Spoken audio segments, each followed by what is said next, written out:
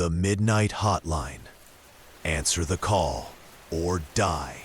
3 a.m. Horror Story. Part 1. The First Call. It was 2:57 a.m. when the phone rang for the first time. I stared at the old rotary unit on my desk. Bright red, cord curled like a snake, covered in a sheen of dust that no one ever bothered to clean. I worked the overnight shift at a security call center. Mostly empty lines, sometimes drunk people, rarely anything real. But this was different. There was something wrong about this ring. It was deliberate, heavy, like it knew I was alone. First ring, my spine stiffened. Second ring, the fluorescent light overhead flickered once, then steadied. Third ring, I reached out, hesitated, and then remembered the sticky note taped to the side of the desk drawer. If it rings at 3 a.m., only answer on the third ring.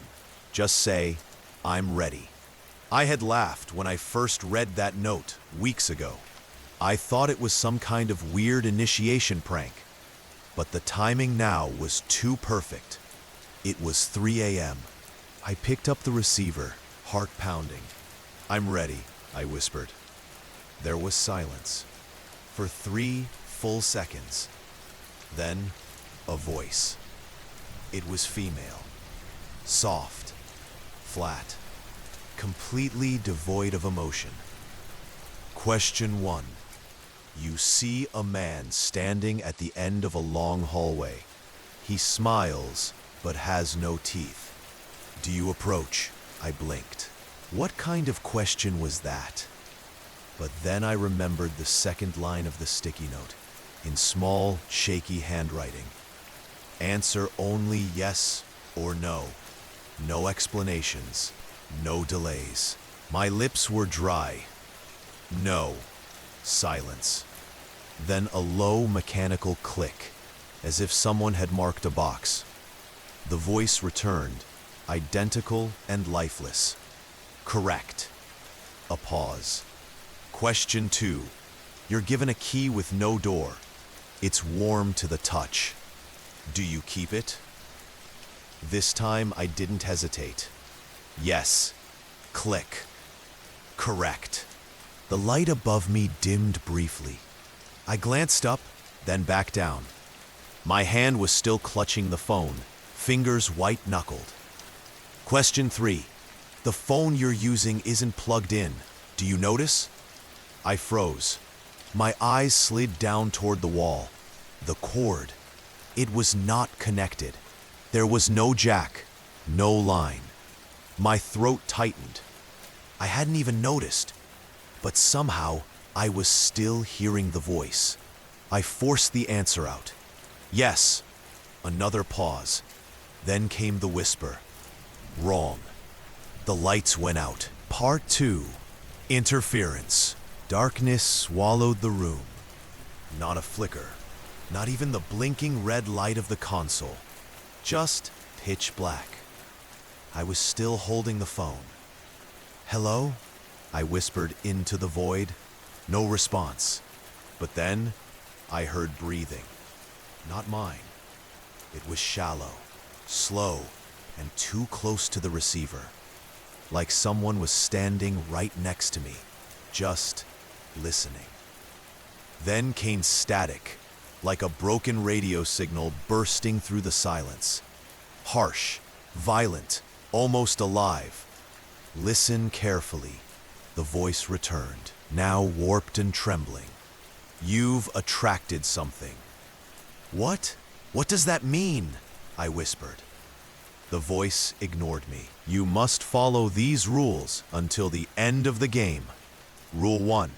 Do not leave the call center until you complete all 7 questions. Rule 2. Do not turn on any lights, even if they return. Rule 3.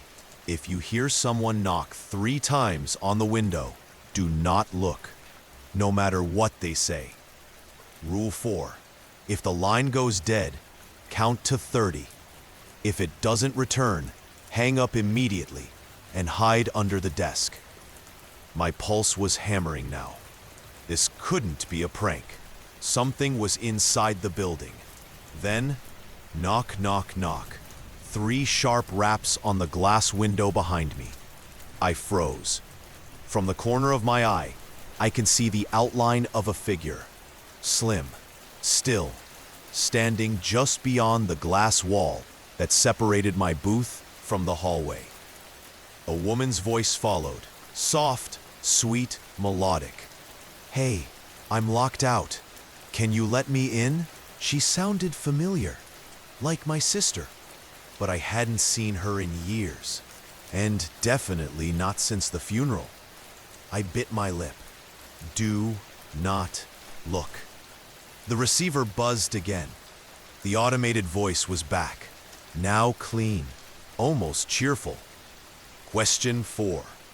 The person outside claims to be your loved one. She knows your name. She smiles through bloody teeth. Do you open the door? I almost said no on instinct, but then I heard the voice at the window say, crystal clear, "You already broke the rule once. Want to break another?" My heart dropped.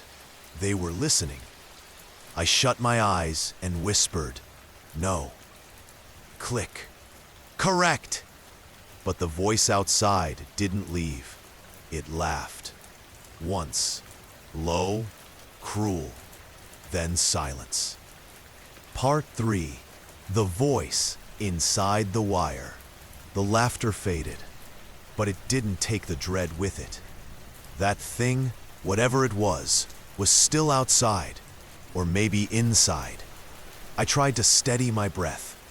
The phone remained pressed to my ear, still warm, still buzzing with static electricity.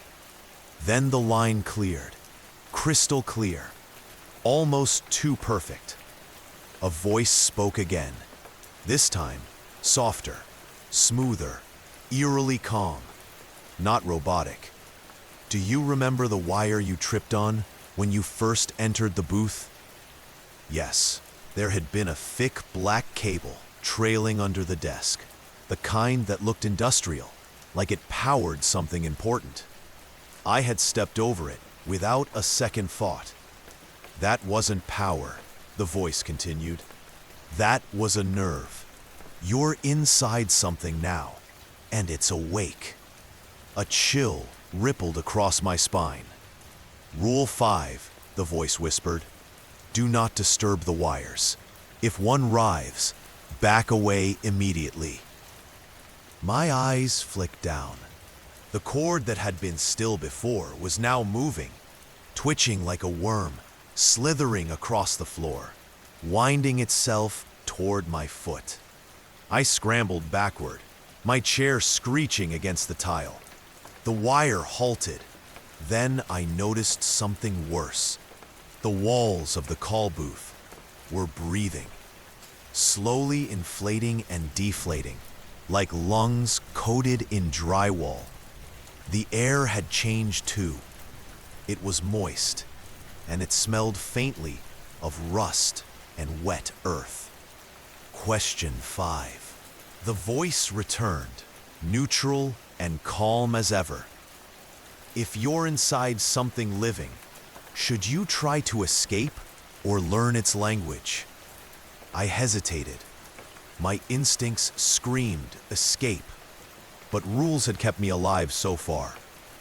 I remembered the voice saying earlier, "Follow these rules until the end of the game." If this thing had rules, then maybe it had logic, a system. Even if that system wanted me dead. I whispered, "Learn its language." Click. Correct. Then came a sound, low and organic. Not from the phone, from the walls. A clicking rhythm, in threes, then silence. Then again, it sounded like a code. And beneath it, something deeper, like a heartbeat, slow and heavy, vibrating through the floor. "You've earned access to Rule 6, the voice said. now sounding closer, almost behind me. If you hear the heartbeat accelerate, cover your ears immediately and hum a melody you remember from childhood. Do not let the sound in. Do you understand? I nodded, then realized the thing couldn't see me. I understand, I whispered. The line crackled again, then dropped into total silence. A pause, then a new voice, not from the system, entered the line. You shouldn't have picked up the phone. Part 4, Dead Air. You shouldn't have picked up the phone. The voice wasn't synthetic. It was human, too human, breathy, close. I pulled the receiver away, staring at it like it had grown teeth. The line was still live, but silent now. Not even static. Dead air. I turned toward the booth's glass door, still locked, and for the first time, I noticed it. There was no reflection. I was looking out, but I wasn't seeing me. I was seeing an empty chair. Rule 7. The synthetic voice suddenly cut back in, urgently. Never trust a voice that breathes. It does not belong to the system. I froze. My heart pounded. Then I saw movement, a blur in the reflectionless glass, something behind me. I spun around, empty. Just the booth, the console, the receiver dangling in my hand. Then the air shifted, thickened, like someone had exhaled into the small space, long and heavy. I didn't hear it. I felt it. A presence. That's when I remembered Rule 2. Do not turn around unless instructed. Had I just broken it? The lights overhead dimmed to a red hue, pulsing softly in rhythm with the distant heartbeat I had heard earlier. Thump, thump, thump. The wire beneath the desk stirred again. Question 6, the system voice resumed. Monotone, but firm. What is the first thing you must do when something invisible enters the room? I racked my brain. The rules didn't cover this. Not directly. My mouth felt dry. Acknowledge it? Incorrect. The door to the booth rattled violently. The receiver emitted a burst of static so loud it made my ears ring. Then came a whisper, not from the phone, but from behind my right ear. You see, it's not just a call. It's an invitation. Suddenly, the glass door creaked open by itself. A long corridor stretched beyond, one that definitely hadn't been there before. It was lined with rotary phones on either wall, each off the hook, each swaying gently like they had just been used. The system spoke again, louder now. Correction. Rule 8. If a corridor appears, do not walk. Run. You have 5 seconds. I didn't need convincing. I bolted out of the booth. And behind me, I heard the phones, all of them, start ringing at once. Part 5. The hall of voices. The corridor stretched endlessly, lit only by dim red bulbs flickering overhead like dying stars. Phones dangled from both walls, hundreds of them, all off the hook, all ringing in a maddening, out-of-sync cacophony. I sprinted down the center, dodging swinging receivers that lashed at me like vines. Do not answer, I reminded myself. Not unless they call your name. That was Rule 3, but the hallway had a rule of its own. One the system hadn't spoken out loud yet. Halfway down, the ringing began to change. It started to sync, like a melody forming from chaos. And then, hello? Is that you, Marcus? My name. A voice soft, familiar. My mother's voice. I skidded to a stop. That couldn't be real. Marcus, sweetheart, please pick up. I'm so cold. The voice trembled, shivering. My hands itched to grab a receiver. Then, another voice, harsher, older. Marcus, you left me to die in the basement. Dad, no, this was a trick, a psychological trap. Rule 9, the system's voice echoed down the hallway like a warning bell. Do not answer voices from the dead. I turned to run again, but the floor beneath me rippled, tilted, like the hallway had become a rotating tunnel. Phones dropped off their hooks, crashing down like teeth from a jaw. And then, silence. All the phones stopped ringing, every single one. I stood alone in the hallway of dead wires and mute mouths. Then, from a black phone to my right, a voice whispered, "Last chance, Marcus. Just pick up. It's not the dead calling, it's the ones who will be." I backed away, but the phone cord slithered toward me, curling like a snake around my ankle. Then the lights died. In the dark, one final voice whispered, not from the phones, but from inside my head. "You should have answered. Now we get to ask the questions." Suddenly, the red lights flicked back on, blinding. In front of me stood a door, faintly humming. A question mark etched into the metal. The system's voice returned, sharp and urgent. "Prepare for question 7. This will determine if you may advance." I reached for the handle. Behind me, the phones began to ring again. But now, they were laughing. Part 6. The 7th question. The door hissed as it opened, revealing a circular room bathed in green light, pulsing like a living organism. The walls were covered in static-riddled monitors, each flickering with grainy footage. Some of me, some of strangers screaming, some of rooms I hadn't seen yet, and some of me sleeping, from angles I couldn't explain. At the center of the room stood an old rotary phone, polished, crimson, and perfectly still. The system's voice echoed above. "Question 7. Which one is you?" Suddenly, all the monitors blinked to black, then showed versions of myself, all slightly wrong. One wore the wrong clothes. One blinked too fast. One had eyes too still, smile too wide. One had no reflection behind him. The phone rang once, a single ring. I stepped closer. Underneath the phone, 4 buttons, A, B, C, D. On screen, each Marcus was labeled A, B, C, or D. The rules didn't cover this. I stared at them. One looked terrified. One looked calm.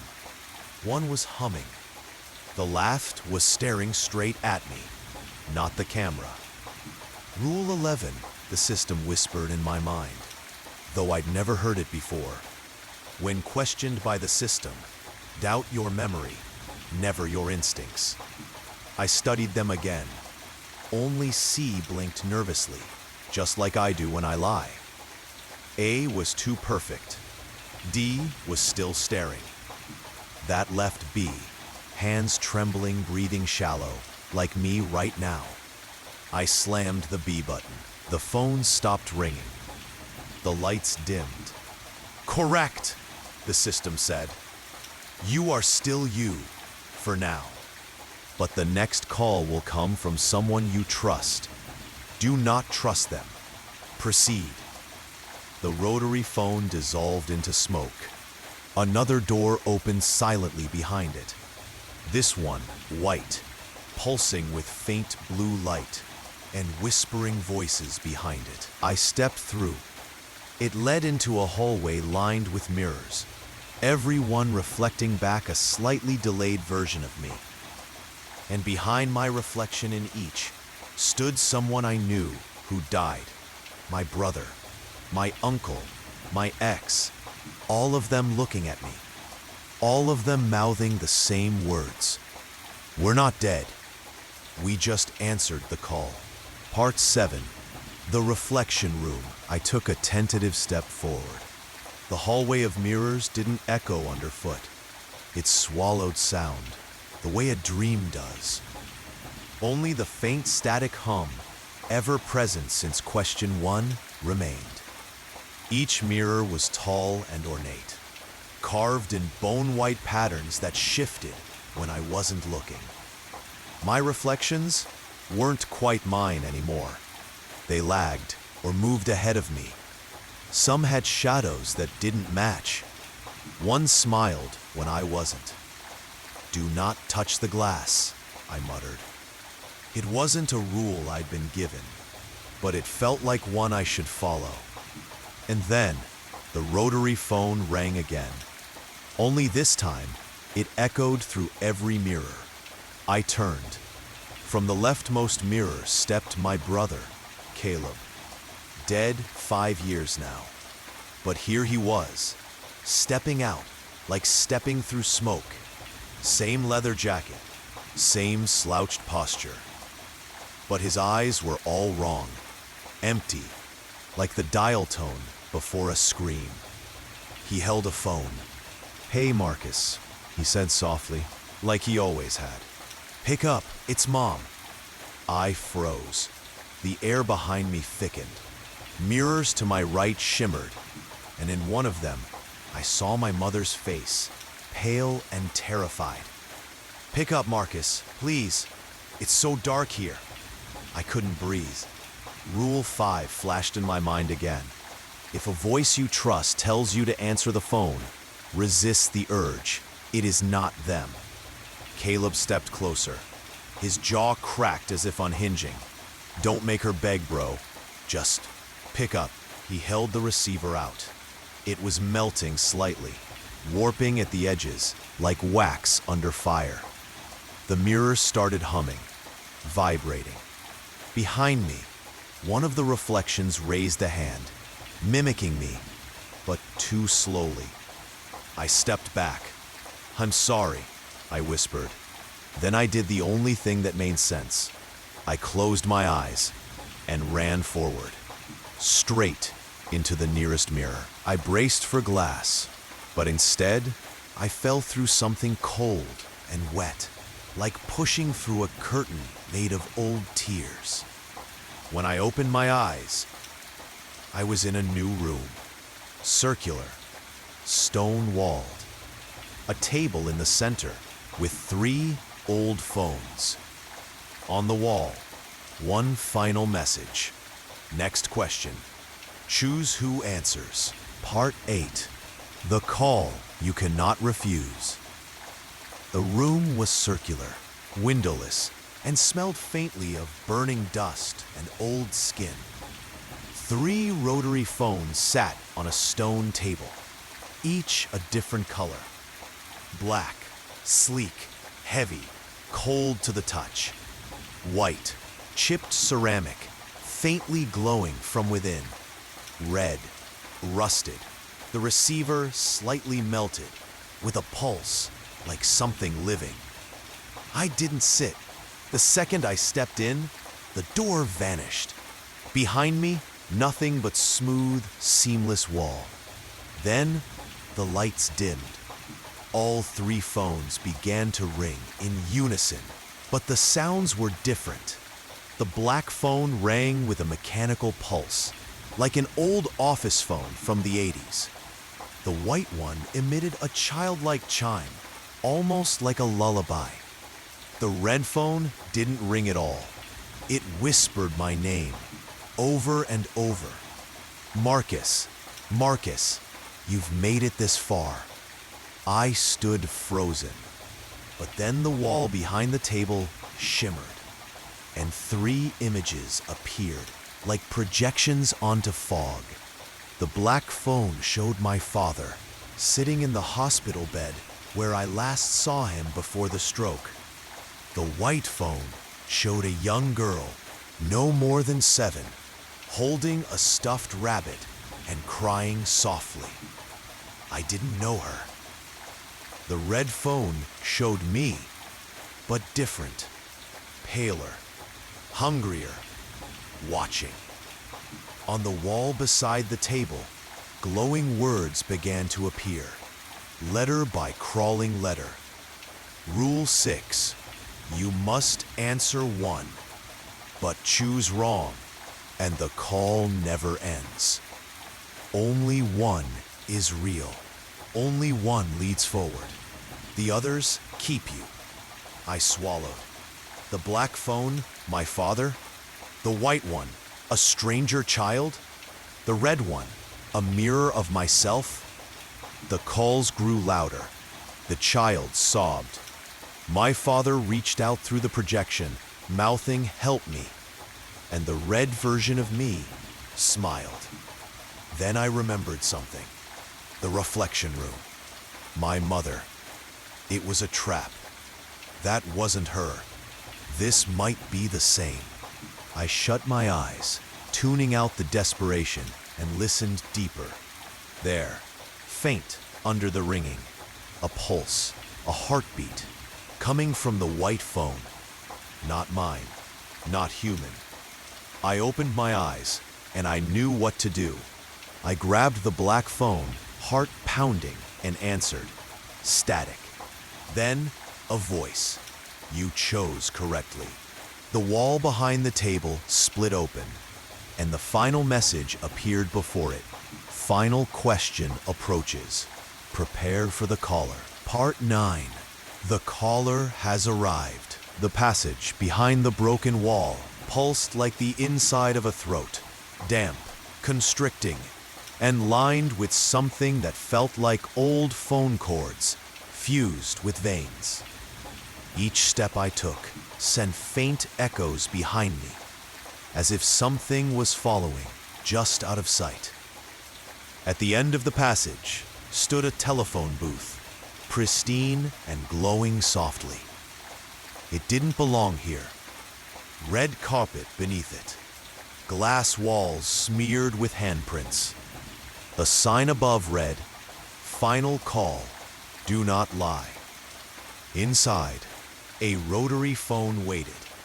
I stepped in, and the door slammed shut, sealing me in.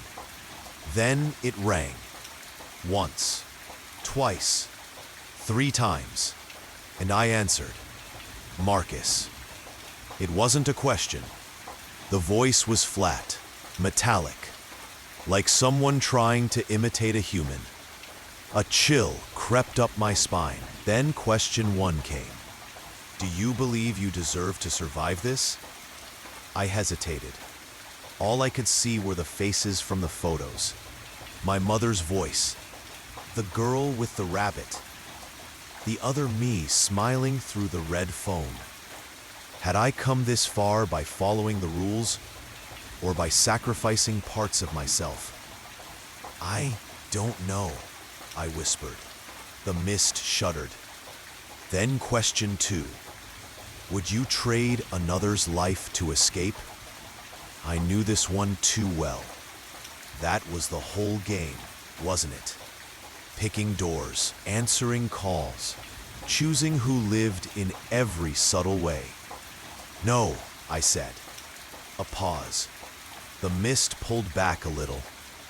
Then the third and final question. Who do you think is calling you now?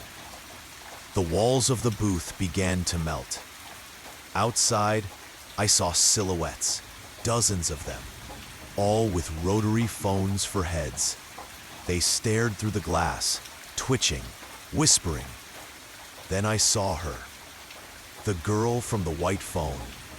Only now she had no mouth, just a dial where her lips. I turned my attention inward, focused.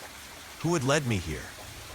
It wasn't the girl, not my father, not the me behind the red phone. There was one constant voice since the beginning, one caller that had guided, misled, and tested me. It's the operator, I said aloud. You. A beat. Then the phone in my hand disintegrated. The booth lit up bright white, and the voice returned, but no longer metallic. Correct. The door creaked open, and for the first time since the call began, I stepped outside into silence.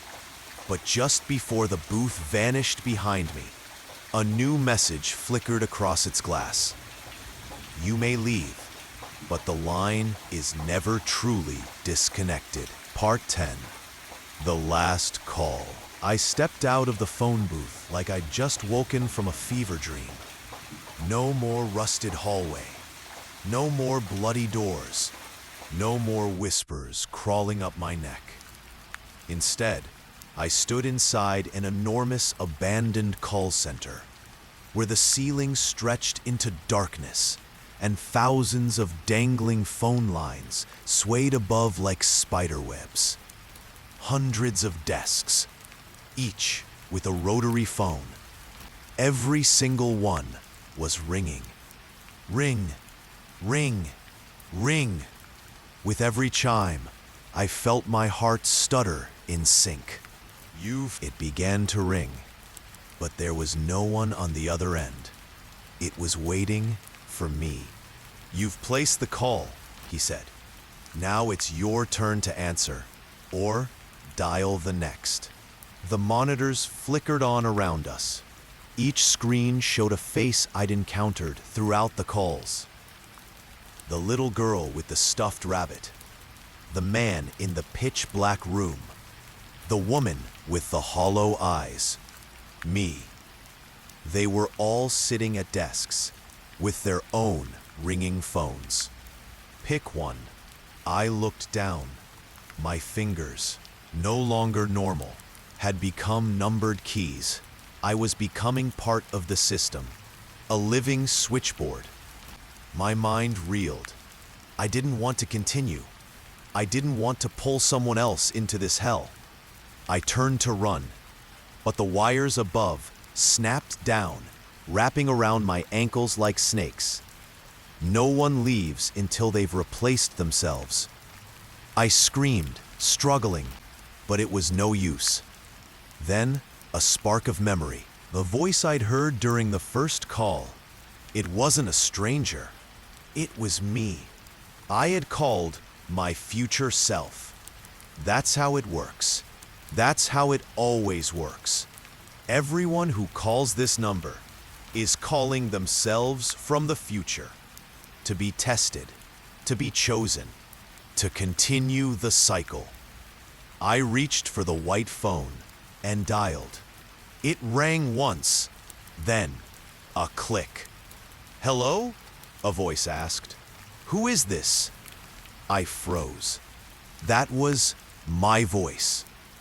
"Hi, Marcus," I whispered. "It's you." The line crackled. The loop closed.